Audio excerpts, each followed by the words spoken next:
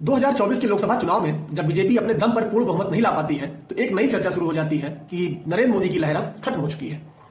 उस समय एनडीए ने तो बेशक पूर्ण बहुमत हासिल कर लिया और सरकार भी बन गई, लेकिन नरेंद्र मोदी की पार्टी बीजेपी केवल 240 के अंदर ही रह गई, वो पूर्ण बहुमत नहीं ला सकी थी।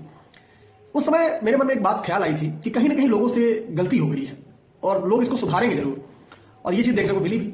उसके बाद जब विधानसभा चुनाव होते हैं, हरियाणा में, महाराष्ट्र में चुनाव होते हैं, दिल्ली में चुनाव होता है और अभी हाल ही में बिहार में चुनाव होता है, जनता ने ऐसा समर्थन दिया बीजेपी को जो सोच से परे था।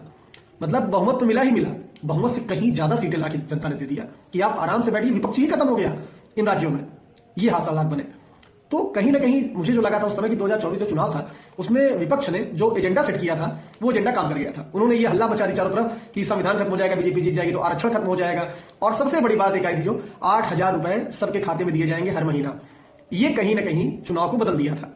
लोगों में जो लालच है थोड़ा बहुत, मैं देखता हूं भारत की जनता में, वो कहीं ना कहीं इफेक्ट डाल ही गया था, जिसकी वजह से बीजेपी को नुकसान हुआ था। लोगों को बाद में एहसास हुआ कि हमसे गलती हुई और उन्होंने वापस से फिर से नरेंद्र मोदी को वैसा ही बहुमत दे दिया जैसे वो देते आ रहे थे। तो मुझे लगता है कि वर्तमान हालात ऐसे हैं कि नरेंद्र मोदी और बीजेपी को हराना वाकई में बहुत मुश्किल काम है। बहुत अच्छे रूप में रणनीति तैयार करनी होगी, तब जाके आप नरेंद्र मोदी को शायद हरा सकते हैं।